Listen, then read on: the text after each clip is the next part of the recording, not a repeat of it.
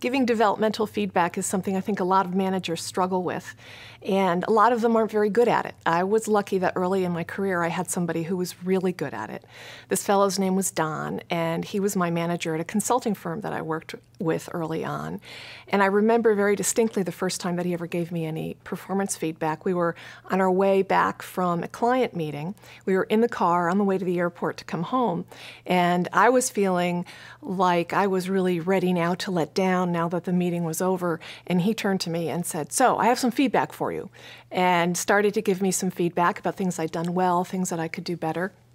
And my initial thought was, gee, I'm not really in the mood for this feedback. We've had a long, tough meeting. I would just as soon wait and get it at another time. But I thought, well, I'm the new kid on the block. He probably just wants to give me some quick feedback about how I'm doing. And I didn't really expect I'd get any more feedback like that, except maybe at my performance review time, because that's how my previous managers had operated.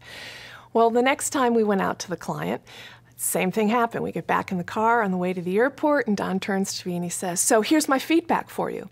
And that's when I realized that this was going to be a regular thing, that after every client meeting, I was going to get feedback in the car on the way to the airport.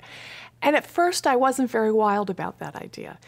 But by the third or the fourth time that we did this, it came to feel very natural, and it came to feel like a conversation as opposed to just a one-way conversation. It turned into a real dialogue about how I could develop and what assignments might be good for me in order to develop certain capabilities.